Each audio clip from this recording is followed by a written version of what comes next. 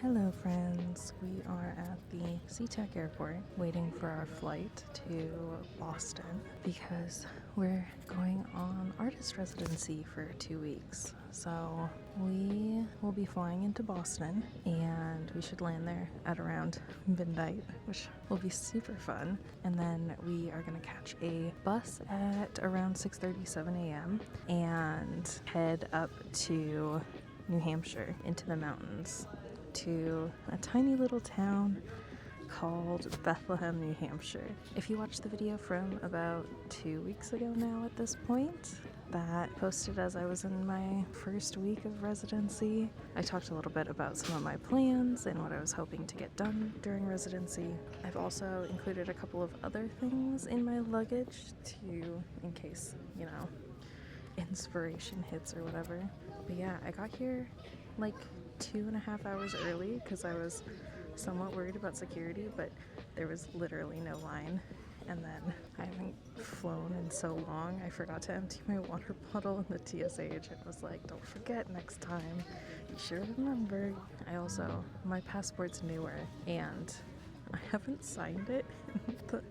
The other TSA agent was like, "Make sure you signed your passport." And I was like, "Oh yeah, obviously I should do that." But checking my bag was really easy, which was the part that I was more worried about than actually going through security, which is the part that I messed up more. We got through security and then walked around and ended up getting food because, again, I'm gonna get into Boston at midnight. My guess is nothing's gonna be open. I have 3 granola bars in my bag, and then at 7 a.m., probably before anything actually opens, we're gonna be getting on a bus for 3 or 4 hours because we get into the town, a nearby town, to Bethlehem at 11:45. So a long bus ride. And yeah, I have 3 granola bars to my name. I'm sure we'll get snacks on the plane. I think there was the option to actually purchase food, but I didn't want to do that, so we'll see. I think there's some coffee places open late, 24 hours in the Boston airport, but I'm not sure where I'm gonna be waiting for the 7 hours that I'll be there because I checked my bag, so I'm gonna have to go through baggage, which means I'm gonna be outside of security. So I don't know if there are any food places outside of security. I think in SeaTac there really isn't. Maybe there is. I don't remember. So we'll see. I don't know if there's going to be any places to hang out. Other sleep thoughts, aside from food thoughts. My goal is to get some sleep on the plane. This is a 3:30 p.m. Pacific time to midnight Eastern time flight. So I'm gonna try and get some sleep on the plane. I woke up a little bit early and I have melatonin gummies in my bag to try and encourage my body to want to at least rest or be sleepy. And then the thought is stay up from 12 to 7 and then sleep on the bus. We shall see how that goes. But I will check in with y'all later. Hello and welcome to Boston. It is 1 a.m. I've been here for about an hour and a half now. It's around 1 a.m. and my flight ended up landing half an hour early. So we got in at around 11:30 local time, Eastern time, rather than midnight Eastern time. So been killing extra time. Not that I'm complaining. I enjoyed not having to be squished on an airplane for that 30 minutes. I'm much happier killing time in the airport. But yeah, we still have about 6.5 hours left because the bus comes at around 7:30-ish, I think, if I remember correctly. And I think we're in the right place for it, hopefully. Crossing my fingers. The plan still is to stay up for those 6.5 hours and then try and get some sleep on the bus. We slept for a little bit on the plane.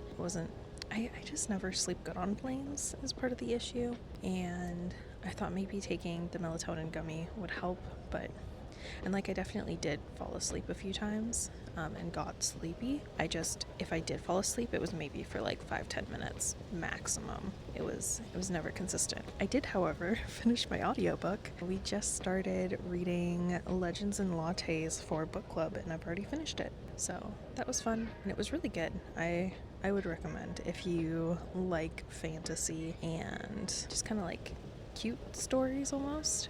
Like, it was a very light story. It read a lot like fanfic, if that makes sense. Or at least the fanfic I read. It's very fluffy, if you know what that means. I have about 6.5 hours to kill. My current plan is I went upstairs to get coffee and also got a breakfast sandwich and hash browns, which only cost like $6 and some amount of cents because it was a deal. And I mean, to be fair, like, this coffee, not as sweet as I would prefer, but drinkable. But I definitely could have some more sugar in there. It's very creamy. I could do with a little bit more sugar, you know? But other than that, very good. I haven't tried the breakfast sandwich or the hash brown bites yet, but it was like their $6 meal deal. So I was like, yeah, I need food. The last time I like ate actually something was the burger at SeaTech, which at this point now has been like 6 to 7 hours ago. So I'm hungry again.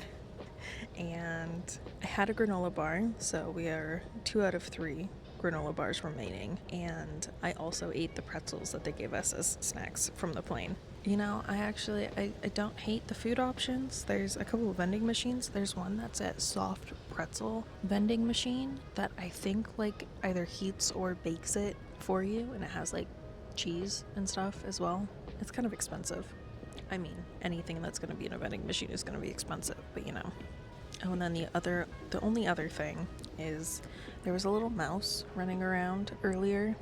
I've been sitting in kind of the same spot aside from I got up a little bit ago to go get Duncan, which is upstairs.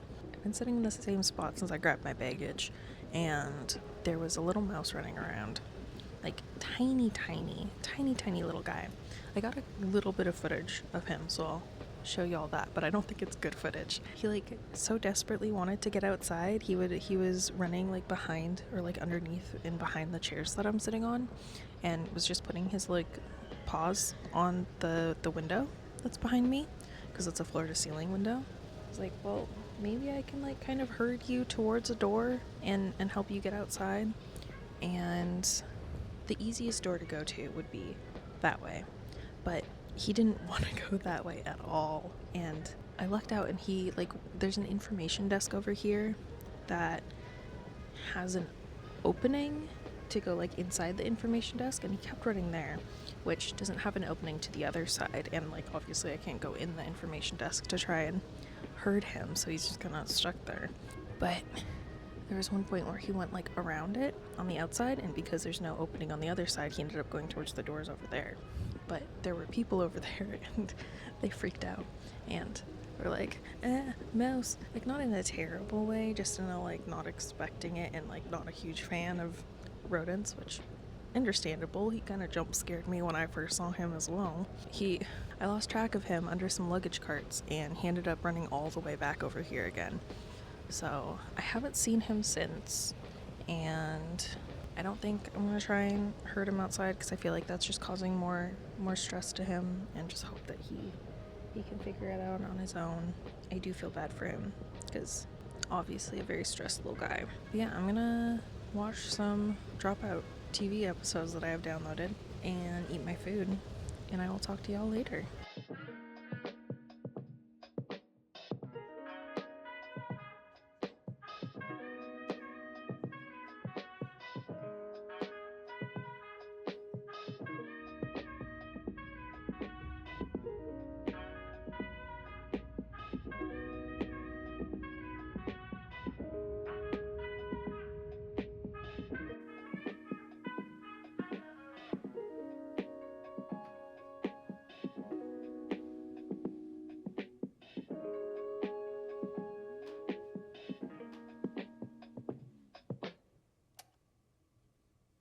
Hello. We have made it to Bethlehem, New Hampshire, and therefore we've made it to Directangle Press. It was such a long travel day. Oh my goodness. I got some sleep on the bus while coming here, but I actually talked to the other resident artist who's here, and we were both like, we were worried about falling asleep on the bus and missing the stop that we needed to get off at. So I think I got maybe in total maybe an hour of sleep, maybe an hour and a half on the bus here, but it was done in like 15-30 minute chunks. So, and then I stayed awake while we went through the mountain pass that we took to get here, which was really, really pretty. It like mostly reminded me of home, but there's like some differences because obviously we're in a different part of the country. One of the big things is there's a lot more deciduous trees because we're in New England, which makes sense, but because we're like right at the beginning of spring, all of the trees are still brown. Like there aren't really any green sprouts on them at all. That makes the mountains end up looking brown, which is really silly to look at, and like something that obviously I know that there's more deciduous trees in New England, but I hadn't thought about how it affects the color of the mountains. That's something that's different and interesting. The other thing is different pine trees. I'm used to the ones in the Pacific Northwest being like very pointy, like triangle, and a lot of the ones here, or like the pine tree that I see the most often, they're like rounded at the top. It's either like the branches below the top are like pointing upwards, like swooping upwards, or they're like pointing like straight out. It's really weird. I kind of like it. They look silly, but we got a little tour of the main street of the town, and it's really tiny. It's 3 blocks in total, but a lot of the stores look really cute. And there's also a sidewalk that goes right to downtown from here. And Josh was saying it's about an 8 to 10 minute walk. So easy to walk there and safe, which is more than I can say about Seattle. Tell me why this tiny town down this like fully just residential area, other than like Press, which isn't, I don't think, super open to the public. They have a sidewalk going all the way into town, but Seattle can't put sidewalks in their residential neighborhoods. Make it make sense. Yeah, so we got tour of downtown via car, and before that we stopped in Franconia, which is a neighboring town, and picked up some groceries. And then I believe the plan for tonight is to go into town for an early dinner to the brewing company that's there that has good food. And then I'm probably gonna crash early tonight because, again, tired. If I had to count up the amount of sleep, it cannot be more than like 4 hours that I've gotten. And somehow I feel like not super tired right this second. I don't know why. Maybe it's I had more coffee after we grabbed groceries, so maybe that's why. But I have been awake for more than 24 hours now with like 3 or 4 hours of sleep or less. So I'm surprised I still feel as lucid as I do. The like in between cat naps are really putting in work apparently. But yeah, I believe tomorrow plan is to do studio tour in the morning, and then we'll probably start getting to work. Josh offered to either do a risograph workshop that I believe both me and Abigail both requested tomorrow, or we could hold off until later in the week. And I was like, I'd prefer just doing it tomorrow because I have stuff that I can already print. Like my files are all ready to go in theory, so I would like to just like get started and get in there. But we'll see what happens. Oh, and then the animals. I have met one of the cats. There are 2 cats and 2 dogs. So I've met Scoop, who is a very pretty lady. Also apparently a menace. Will attack feet in the middle of the night. So we'll be on the lookout for that. And then there's 2 dogs that I have seen, both of them. If I'm remembering correctly, their names are Watson and Tim. And then there's one more cat. I don't remember the name of the kitty, but apparently he's got like a little grumpy face. I want to say it was like something orangey, marmalade or something like that. I don't remember. I don't think it was marmalade specifically, but I feel like it was something. Maybe it was cinnamon? I don't remember. I'm gonna take a little bit of time to rest before we go out to dinner, and I will see y'all later.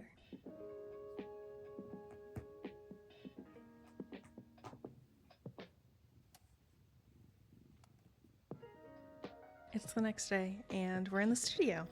So it's like 3 p.m. now. My computer is also stuck in Pacific time, so I can't actually fix that right now. And I just have to do the math in my head if I'm using that as a clock. But it's 3 p.m. We wrapped up doing a studio tour around noon. and going over like how to actually print on risograph. I'll take y'all around the studio in a second, but it's fun. The number of flat files in here makes my heart happy. And just like also the number of like printing presses and just fun things. It's exciting. So I've actually already printed something, which I'll show y'all in a second and talk a little bit about it. But I was going to go ahead and print another thing because I want to do a lot of color things, but one of those things is a little color swatch zine so that I can look at colors and how they like layer on top of each other without having to guess all the time. So having that I think will be really nice. But yeah, I think that'll be the next thing I do. And that'll be a 3-color print. So the thing I printed earlier was just a 2-color, just to kind of like dip feed in. It's actually going to get printed over again anyways as well. I am going to print something on the back of it, so that'll be fun. Also, sorry if you hear the chair squeaking. It's very squeaky. But yeah, I think that's really all I have to share right now. Let's walk around the studio a little bit. This is the studio. So this is where I've been working, I mean, just for like the last hour and a half, and I'll show you other areas too. But yeah, you can see some of the like printmaking presses behind me. We didn't really talk as much about that. I would imagine if I decide that I want to do some more printmaking, which I did bring like 2 linoleum blocks and my carving set with me, that would talk more about it then. But I haven't used a printing press in so long, like I want to say since like sophomore or junior year of college. It's been a while. But and then like oh yes, let me show you. And then this is what I have been working on. So it's 2 colors, and this will be part of my like interchangeable print zine, if you can call it a zine.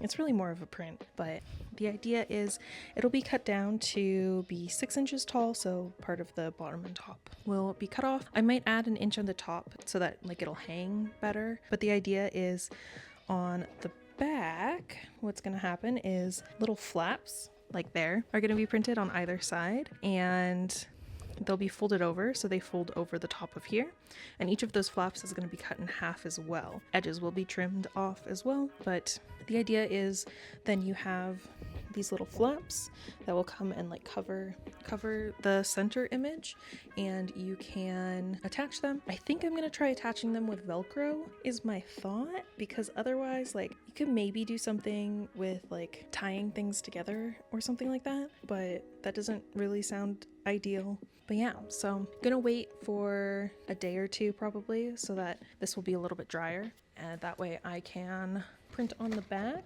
which will be fun. And then y'all can't see either of them, but there is a 2-color Riso machine here, or a 2-drum, which is what I was just printing on and what I will print on for the rest of the time. And then there's another one like over there next to y'all. And then underneath y'all, and actually right here, I don't know if that's in frame, are a bunch of the different Riso colored drums, which is very fun as well. So this is then the Riso printer, and very exciting. I don't really think I have too much to say. This door opens and you can see I was using the sunflower yellow and the fluorescent pink, which is over on the prints that you just saw. You know, it feels too simple almost to use, which I mean makes sense. It's supposed to be like, it's not supposed to be used for art, first of all, but like it's supposed to be an easy and cheap and efficient way of making a ton of things, right? That's originally what it was designed for. So I actually, in one of my older like thrifted art books, I think it was like Hallmark imagery, but it had a little postcard in it that was like, get like a $4 book or something if you know, fill this out and return it to this address in New York. But then it said made in Japan, and I was showing my partner this book and he was like, why made in Japan? And I was like, well, actually, it might be because it was Riso printed, because again, that's the original intention of Riso, is to make really cheap and fast and efficient, like multiples of things. But if you haven't heard of risograph printing before, really quick crash course on basically what it is. So it is essentially screen printing, but in a copy machine. it has, again, these ink like drums, or like they're cylinders. And what happens is a stencil gets put on over top of them. That's done in the machine as well. And it digitally recognizes the image that you provide to it. So you can either do it by scanning something in, like a printer or scanner, or you can provide a digital file, which is more so what I tend to do. I tend to provide like PDF files of the color layer. And it takes that, it creates the stencil by burning holes through a material. And then, like screen printing, it has like a little squeegee and pushes ink through that stencil or through those holes that are now in the stencil. And that is what prints onto the paper. So it's a very cool process, and I think it's really neat, but it's very similar to printmaking then, because you have to worry about registration, which is making sure your different like color layers line up, and you're working in layers, which is very, very similar to printmaking, most kinds of printmaking, where you are working in color layers instead of like everything all at the same time. So you have to think about how different things will like layer on top of each other and what that'll look like. Again, very, very, very similar to screen printing. But the additional cool thing about risograph is it will interpret the opacity that you give it and just kind of like automatically do that for you. So if you had like a smooth gradient from 100% to 0% opacity, it would do that for you. Whereas in like screen printing, if you ever screen printed, that doesn't happen. You would have to do like some magic with inks or something. I don't even know how you would do it well. But yeah, so that is very fun. Risograph is a really fun and cool medium, and mostly what I'll be focusing on because I want to explore it more. Okay, and then you should be able to see like all the way down. This is the background of the first clip. So where I was working is over there. Risograph machine is over there, or risograph printer. But you can see lots of letterpress and printmaking stuff. And then all the way back here, the other thing that I'll probably be using in this area is paper cutter machine, which looks terrifying. I mean, I'm sure it could chop a finger off, but it's a hydraulic paper cutter, so it can cut like thick things of paper. And then I think the only other thing I'll show y'all is the bookbinding stuff. Okay, so we are over by the entrance, and I mean, I don't think y'all can see it, but down here is all of the paper that they have as options. And then this thing is a bindery machine. That's a spider, and I don't like that. I'm ignoring it and taking a step this way. This is an automatic or fast bind. I'm reading the logo, but it will bind like books. And Josh, the main person, was talking about how lots of people will use it for like visible binding, but you can also use it and then like put that binded stack of paper into like make a cover for it as well. There's another thing you can do. So this is an example. I don't know how well this shows up, so I have no idea whose art this is that I'm showing, but it's like glue, I think, that just kind of like goes across the spine, and it ends up looking really cool. I like how it looks. This is like an example of like an even larger binded spine. So you can see how like you could cover this with a cover, but also it just looks cool on its own, and the machine does it automatically, which is also very cool. But yeah, so that's a cool piece of like bookbinding stuff that like I just would have never known really existed, because I haven't looked into bookbinding stuff that much. Actually, right behind y'all, which I'll show you in a second, is a like register marker maker thing. So it's got those spiky things that will punch holes into a stack of papers, usually on the spine. And that's for if you wanted to like hand bind usually with waxed thread, your book, which I might also end up doing. I don't know if they have waxed thread here though, because I didn't bring any of my own. So we'll see. And then this is the final bookbinding thing. It is I think like a pamphlet maker something. It staples things automatically, which is also very cool. So you put in your like flat pieces of paper, and then I'm sure there's like ways to tell it how, like where is the center, and then there's like 2 staple arms underneath this cover that you can move to determine like where the staples go. But it's very cool, and I probably won't be using it just because it's currently set up for a very specific size that I'm not doing, at least don't plan to do. Maybe I'll do it. Yeah, it's set up for a very specific size. It's because they've been printing the Cloud Report, which is by a different artist. I'll link her right here. Not that she needs the extra publicity, but she went pretty viral, and I believe Josh was saying the number was like 3,000 subscribers to her zine, which is great. I love that for her. But yeah, her stuff looks so cute. They've been printing it, and because they're printing so many, which, you know, makes sense, they're just leaving this in the current position. So I don't know if I'll be printing anything and staple binding anything at that size, but we'll see.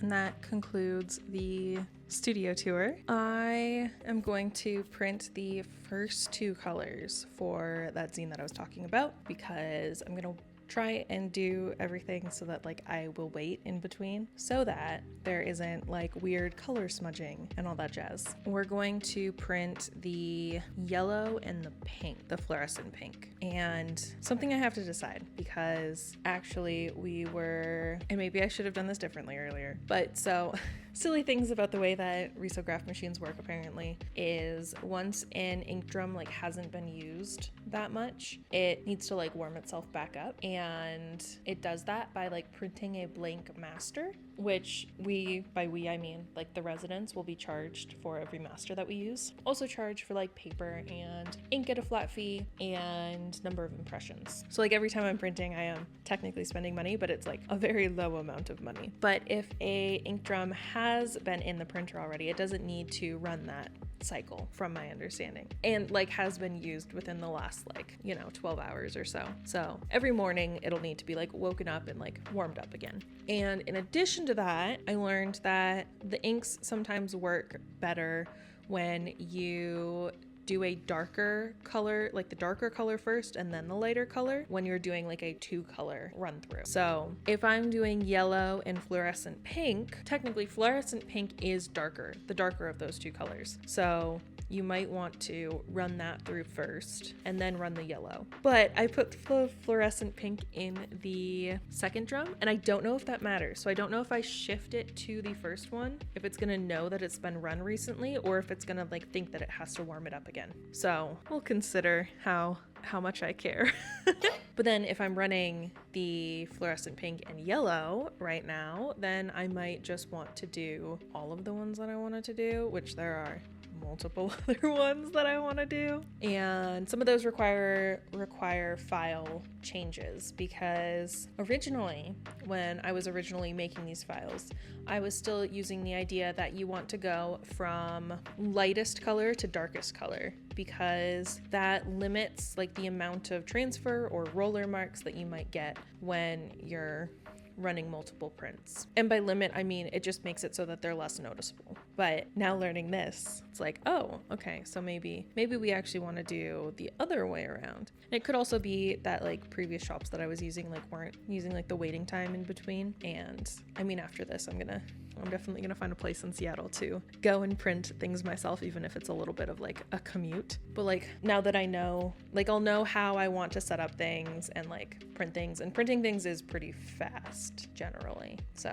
I think what I'll do is I will make any changes that I need to my files, and then I'm going to, because I also need to set them up with like the correct paper size and all that jazz. And I think everything that I'm printing right now is going to end up being at least a 3-color, if not a 4-color print. So we'll add blue and black after, and we'll give like a few days in between. But yeah, we're gonna hang out in the studio for a little bit longer, get some additional stuff in, and then tonight I'll probably try and work more on the FreeRen flipbook, because I don't have all those files done yet, and they're definitely not formatted right. And I think, oh goodness, I'm gonna have to decide how I want to do the colors on those, like layer wise, because again, right now they're set up in a yellow, then pink, then blue, then black, but with the thought of doing the darker color within the cluster of 2 first, it would be pink, then yellow, then black, then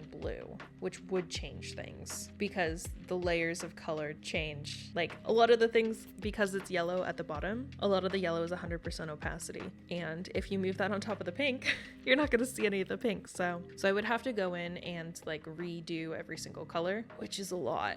And I don't know if I want to do that to myself, but also maybe I should. I think at the very least I might do it for the black and the blue, but also I'm using like 5% and 10% and 15% black, so like how much does that actually matter? Also, I think I'm actually gonna change out the black for, let me look, there's this handy little Riso color guide. I think I'm gonna change out the black for, what was it called? It's like a really, really dark navy blue. Riso Midnight. Like, it's so dark, it's almost black. It's this top one here.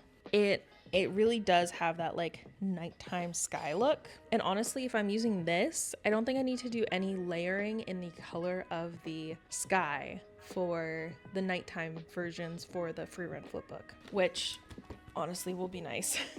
Yeah, and then I also need to think on if I want to change some of the other colors as well, because what was it? Sorry, I'm flipping back through things again now. So there's a color that prints really well on top of black, which I guess then I'd need to rethink the order of things, and also like that would make it like a 5-color print because I would still want the pink and yellow and blue. So I probably won't actually do that, but yeah, so I'll need to think about things and stuff and things, and it'll be a time, and we enjoy a time. That's what I'm gonna get up to for the rest of today. So I will talk to y'all later.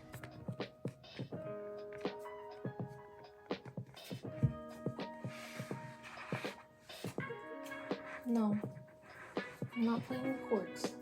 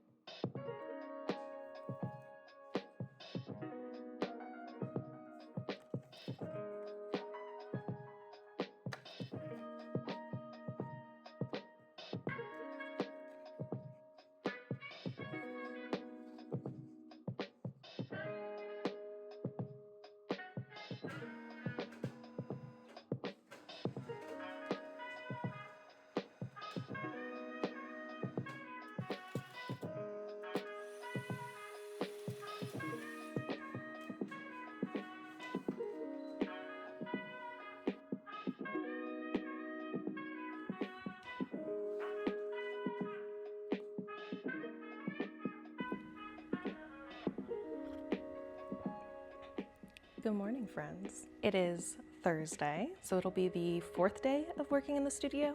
Technically 3rd, because I didn't actually work in the studio on Tuesday. I was a recluse on Tuesday and literally just stayed in my room and worked on files for the whole day.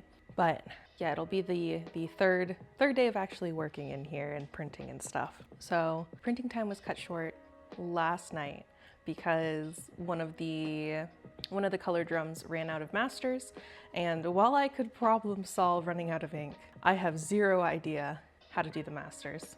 I'm sure it's fairly simple as well, but I didn't want to mess with it at all. So I figured I'll just stop here and we'll pick up printing this morning. So I'm actually the first one in the studio this morning. It's like 9 a.m., maybe 9:30 a.m. right now here. So I've got my tea, which is leftover mystery tea from the Friday afternoon tea advent calendar. So I actually don't know what this is. I think it's caffeinated. It smells like black tea and it's good. Yeah, I don't really have much to say. I don't know if I'd pick it up for myself, whatever it is, but it's still good and fairly certain there's caffeine in it, which I think I need. I didn't sleep as good last night, but the other nights I've slept really well. It might have been residual not having slept for over 24 hours, or not having really slept. I think I slept 3 or 4 hours in a period of 24 plus hours, because it was definitely more than 24. So my body's probably kind of caught up on sleep now. But the plan today, so I showed these off previously because I finished them yesterday. This is the interchangeable print zine thing. It's more like a print. So the idea is you have this whole image and then you can flip it around and you have a different image that matches up to the existing image. And it means that you get a bunch of different combinations. You can do a bunch of different combinations of the different things that are printed here, which are all little fruits and veggies. So I'm really happy with how this came out. And then I was wondering I was thinking about how to secure it, because obviously it's very loosey-goosey right now, and if you flip one around, it's still loosey-goosey. So originally I was thinking some sort of tab situation, but I was that's too much brain power. And then I was thinking maybe being able to tie them down or something, but then I thought the strings would end up getting in the way. So the original thought that I was talking about was using Velcro dots to secure it in the corners, maybe just up here and down here. But then you would need Velcro on both sides. So there'd be some Velcro showing here. There'd be some Velcro on the underside as well, because you need to attach it to the back and you need to attach it here. So what I actually then ended up thinking is, or what I've thought about now is, there's the poster hangers that are wood bars, 2 pieces of wood bars with magnets in between that you can kind of sandwich things between. I think that would be a really good way to do this, because I was also trying to think of how I would want to hang it. So even with the Velcro, we still need a way to hang it. So I was wondering if I wanted to do string off the corners that go up, because while I kind of call it a print, I don't think this should be framed. Also, I think people are coming now, so I might have to stop talking because I don't like talking when people are in here. That's this guy, and I finished this guy yesterday. So for the rest of today, I am going to be doing the second run through of a lot of prints. I have a lot of pink and yellow prints that need the blue layer, and then some that need a blue and a black layer.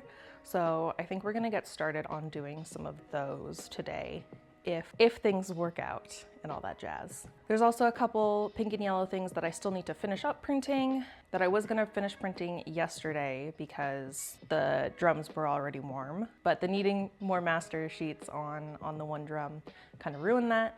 So I might actually hold off on printing those and just focus on doing the blue and black layers today. We'll see. But yeah, I'll show you you're sitting right above the drawer that I've been storing a bunch of my stuff, so I'll show you a little sneak peek of what that drawer is looking like right now. Again, it's a lot of pink and yellow, which is a really fun color combination, to be fair. But yeah, that's kind of where we're at on Thursday. I might also try and mostly focus on doing a lot of files today. I still have 2 pieces that I I want to finish, one more than the other. I want to be able to do my little Fruin flipbook animation, but I'm reworking some of the colors and there's so much in that file, and like I have to use my brain, and it's a lot. So, oh, the puppies are outside. So we'll see if I do that. I also had another idea. There's been a lot of ladybugs around, although according to Josh, they're not actually ladybugs. They just look like ladybugs. But either way, there's a lot of red, black spotted beetles around the house right now. I think they like come out of hibernation because it's starting to get a little bit warmer.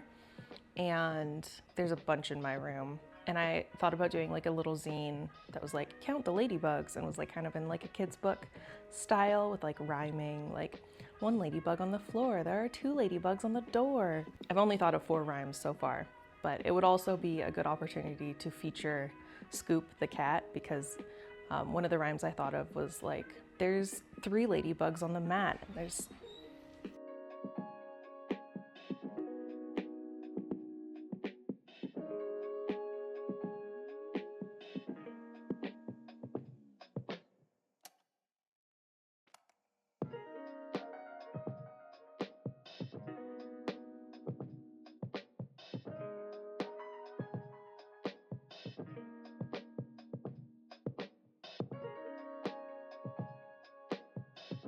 Okay, it's been many hours since y'all last saw me get unceremoniously cut off, and by cut off I mean I cut myself off, because I don't want to I don't want to be a nuisance in the studio and like film and talk to myself when other people are around, because it's awkward and I don't like it. So it is now 6 p.m. We're still in the studio. We had a break in the middle I went to go grocery shopping because I needed groceries, and made myself a sandwich for lunch. So we have eaten, we've grocery shopped.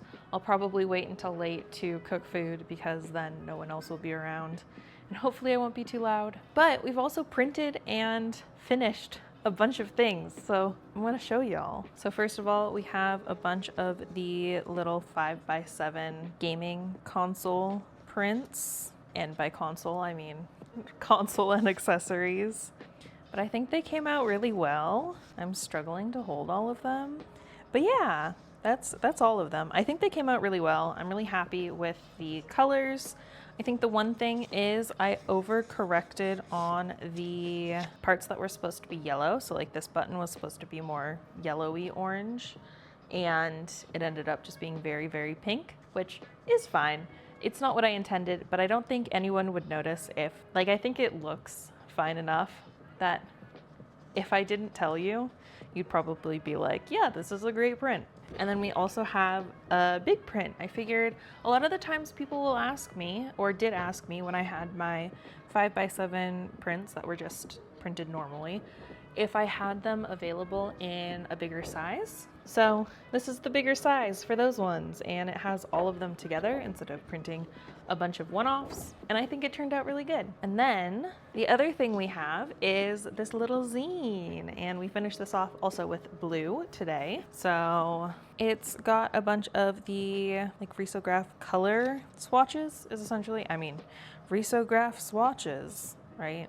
So it's a 3-color print with yellow, fluorescent, pink, and aqua, and it's got a bunch of the different overlays. So the first 3 are just 2 colors, and then the last one is 3 colors, and this one is also 3 colors. So you get to see all of the different like combinations essentially at the 10% interval. And then I also hand cut out some of these little guys. The idea is you could then like look at a specific color, because obviously your color perception is going to be a little bit weird with all of them right next to each other. So this just kind of separates things out, so you can look at like an individual color instead of looking at a bunch of them together. Well, that's what I finished today, and I printed some other things that are like works in progress. I printed a couple more of those zines, but in a different color order, because I was interested to see if that would change the colors at all. And then I printed the beginning of like an accordion zine that's also based on color, but is a little bit different than that. Like it's not necessarily like color swatches. I mean, it kind of is, but it's not like that. Those both are going to get another color on top, again, aqua, tomorrow. But I was like, when I was setting up the camera again, I was like, I don't have anything else to print. Like, it's just gonna be me sitting at my computer working on files for the rest of the day. But I do actually have things left to print. I have both of my MapleStory prints. So again, I made 5x7 versions, but again, people would ask for larger versions. So there's an 11x17 version now. And both of these need both aqua and black ink on top of them. So I think we're gonna try and print that right now, which will be a fun adventure. But yeah, figuring out how to do the registration with the third color was interesting just because there's so much variance in the paper coming into the machine. Like if it's 2-color, you have a lot of control and it doesn't tend to drift too much between the 2 colors. But when you're feeding the paper back through, there is like a lot more potential for drift and misalignment. And so one paper like coming through, one print could be super far off or like super far to the left, let's say. And then the next one coming through is like, oh, it's a little bit to the right. And so you've corrected to make up for the super far to the left, but now like you need to correct in the other direction, and there's no telling that it'll even be the same from piece to piece. That was interesting. I think most of my prints I got pretty good alignment like throughout the print. It's also interesting because it'll like vary from top to bottom. So the bottom might be misaligned a little bit, like it needs to move a little bit to the left, and then the top needs to move a little bit to the right. And so you kind of just have to split the difference and be like, you're both gonna be a little bit misaligned and we're just gonna live with that. And it'll be fine and everyone will survive. So that's gonna be fun. It's also gonna be interesting seeing how it works with 2 additional colors as well, because it's gonna be even more stuff that I need to align, right? So that'll also be really fun and cool. And yeah, I think we can kind of just get started. I don't know if there's much else to talk about. Oh, I'll finish my thought from earlier. So I think I'll be able to include in my new zine idea, I think I'll be able to include Scoop the cat, because one of the other rhymes that I thought of was mat and cat. So it could be something like 3 ladybugs on the mat and 4 ladybugs in front of the cat, and have the cat like kind of stalking them and like wanting to pounce. And having that cat be Scoop, I think would be really, really fun and neat. So I'll probably do that. But I was also just thinking of like colors I want to use for that. I don't know where the little color booklet went. There used to be a color booklet on the table that y'all are sitting on, but I was thinking the lime color would be really fun. It's a really pretty color. I think this color here is lime. So it's a really pretty, like really vibrant green. And then I was thinking of pairing that with like either the fluorescent orange, which is a really, really bright orange, or like the like default kind of like red, crimson, scarlet, whatever. And then I was tossing around the idea of including like a teal, but I think to also save my sanity, it might be better to just have it be a 2-color zine, especially if we're gonna be doing like multiple layers and like front and back. So we'll probably do that, of just having it be a 2-color zine. But I think the lime is a really cool color that I'd like to use. But yeah, let's get started printing. I had to steal the black from the other machine because the other resident was printing with it.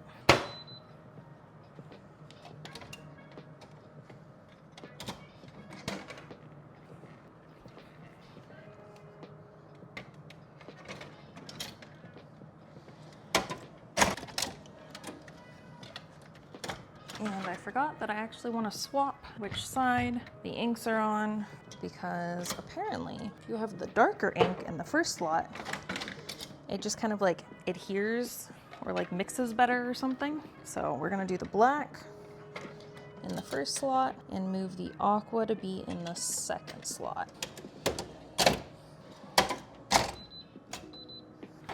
Now, gotta wake up the computer, and I need to grab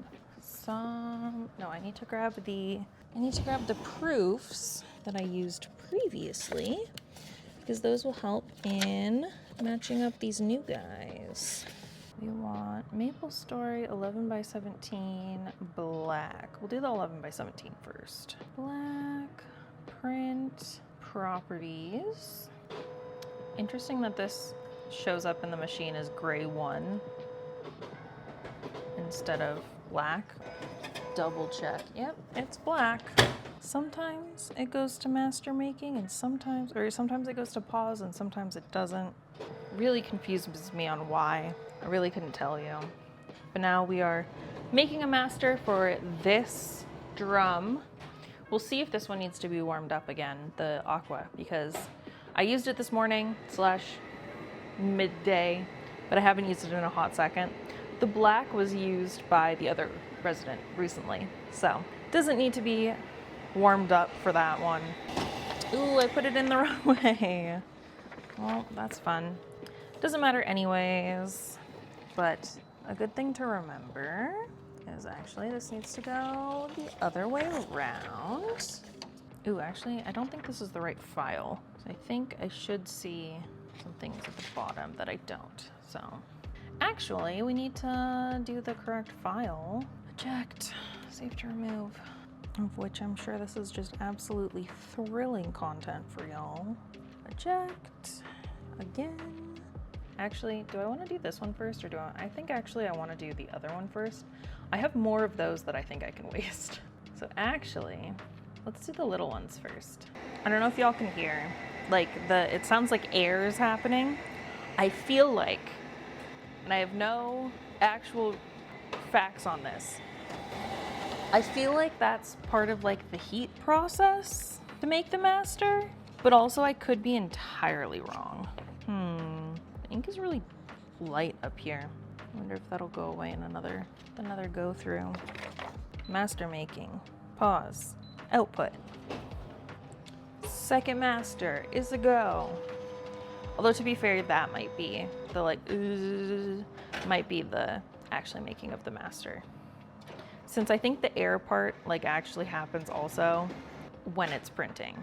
But like it kicks on in this case, like before it actually starts printing, which is why I'm like, ooh, maybe this is like final step or whatever. Who knows? Spit out a couple pieces of paper. The black looks a little bit better. Are you kidding me? Did I forget to add? I forgot to add registration marks for the black section. I'm a goof. Oh my goodness. Okay, paper jam's done. Yep. Fine adjust mode. We can use the top of the slime to kind of adjust. And actually the tree trunk is a good spot because that should line up. I'm gonna try 0.5 by 0.3. I think if we can get these guys to line up, ooh, I did the wrong one. It's at least something. See how it looks with the pink, black, and blue. Promising. The blue is definitely down a little bit too far, I think. Or like in this orientation, because this is the way I have to make adjustments, it's this way too far. Left. It's left too far, so I need to move it right. But in print orientation, it's down too far. So I need to move it up. I think will also mean that I need to move the black. So I think the black and the blue are actually pretty matched up right now. And I think it needs to move down just a hair. Okie dokie. We're gonna try that. And this time we get to do it with all the colors. And if we run out of proof copies, I should have put more through so that I would have the ability to proof with all of the colors. But if we run out of those, we're just gonna start going to the real thing and we're gonna go.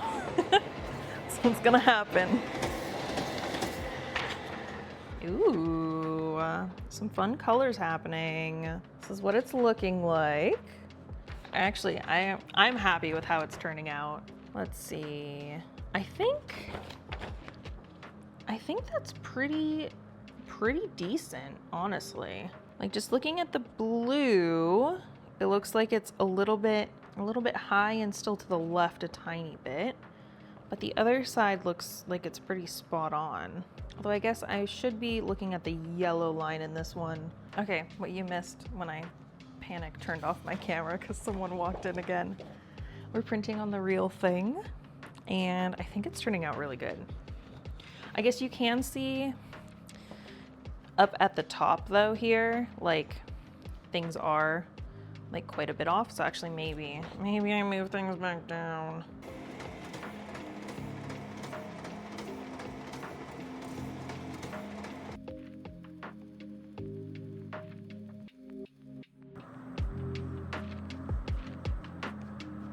Hello friends, it is Saturday, so the end of the first week, which means end of this vlog. But before we go, just gonna recap because it's actually close to the end of the day today as well. Me and the other artist resident did some work for like late morning into early afternoon, and then we actually walked into town and got ice cream at Super Secret Ice Cream, which was really, really good. And then walked like down the rest of Main Street and popped in some of the other stores that were there. I ended up getting 3 things. I got like a little hardcover pocket book that was like astronomy and like the stars. So it had like different star charts in it, and it was very cool and like had information about all the planets and stuff. And it's old enough that Pluto was still in there as a planet. And then I also got, it wasn't a book, but it's like a folder, and then it has sheets of paper with different typefaces on it, which was really cool. So picked that up. And then the last thing I got was a little postcard that had all of or a good number of like the different mountains in the White Mountains, which is where I'm at right now, and had them all like labeled and like different points of interest and stuff labeled. But I did some work earlier today. So finished up doing the artwork and layout and all that jazz for the Lady Beetle little zine, like the counting one. And I think I'll print a first pass of that today because that's gonna be 3 colors, 2-sided. So it's gonna take a hot second to get it all done. And then I have let me actually show y'all. I have to do the 3rd color for these risograph swatch zines. So previously I've done it with the different set of 3 colors, the fluorescent pink, yellow, and aqua.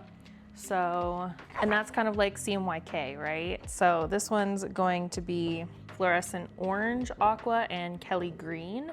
So it's more akin to RGB. And I wanted to do the color swatch zine because I had this idea in my head of doing a little like pocket almost, and on the front having it be a like CRT with whatever else around it, right? And then having different inserts that you could put inside of it. So what made me think about it is actually because of the way risograph prints, it can almost look like static sometimes.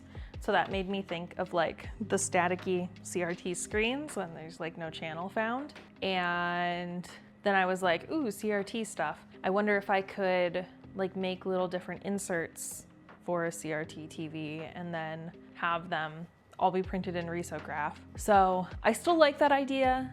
I'm trying to decide because one of the things is like the easiest thing for me to do would be to take screenshots of like different video games that were played on CRTs or like VCR movies and take screenshots of those, risographize them, and then print them like that, right? With the colors that I've chosen. But then you run into potential copyright issues because I don't own the screenshots for those things and I don't own that media, versus if I created art of those things. I mean, you still have copyright issues around, like, I don't own the intellectual property, but it's a better argument than just taking a screenshot of a thing and changing it like a tiny bit. So I have to decide what I want to do there because, yeah. But at the very least, I'll print like the staticky screen and a like calibrating screen, you know, the ones with like the big color bars. So I'll at least print those is the idea. But going back to why we were originally talking about this, these are the colors I want to print it in because RGB. And I'd like to know the different color combinations before I print it because I don't really have any idea of what the different color combinations will look like other than like digital approximations. So I can finish printing those today. And then I made a print last night. I finished doing all the artwork last night, but it's based off of something Reese said in a group chat that I'm in with him, and he was responding to another friend who had posted like a recipe that talked about seducing the milk, and he used to work with dairy, so the friend was like, is this what you do? Is this your job?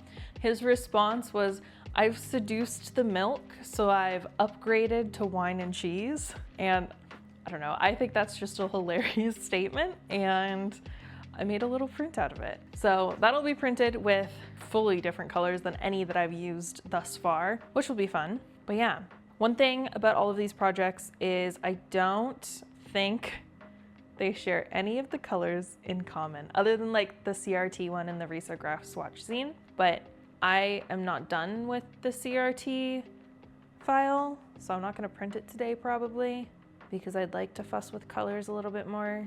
So we're gonna go through a good amount of masters, yay! But yeah, because we're gonna print with Kelly Green to finish up the risograph swatch zine. We're going to print with Scarlet and Lime for the Lady Beetle zine. And then we're going to print with Wine and Sunflower for the Wine and Cheese and Dairy print. And both of those, the latter two things that are new prints that I'm not just finishing, are things that are both 3 colors. So I'll have to go in and finish them either tomorrow or Monday, depending on how I'm feeling. But yeah, I'm feeling pretty good about the amount that we've accomplished thus far. And I feel like we've done, I feel like we've done quite a bit. Oh, actually, I also need to finish up the color. We actually do need to print the rest of this because it has a backside. So this will be yellow and fluorescent pink. So I almost wonder if I want to wait on printing this guy until I'm printing Freerin, because that'll be the same colors, and I think I'll be able to print Freerin before the time is up. I should do that. Maybe that's what I do tomorrow. Tomorrow, I focus on finishing the Freerin file. That way I can start printing it next week, because it's gonna take a lot more time in terms of it's a 4-color print, but it's just one-sided, so it shouldn't take too long to print. It'll just take 2 days to print. And then it's gonna take maybe a little bit of futzing and things to figure out how I want to bind it. Honestly, I'm leaning towards the glue thing that I think I showed y'all at the beginning, but like the glue binding and having that just be like open edge bind and doing that. I think that's what I'm leaning towards. And I'll need to decide if I want to do like a cover page for it. I probably should, huh? And maybe I do like an actual like full cover. Maybe it's not an open edge bind.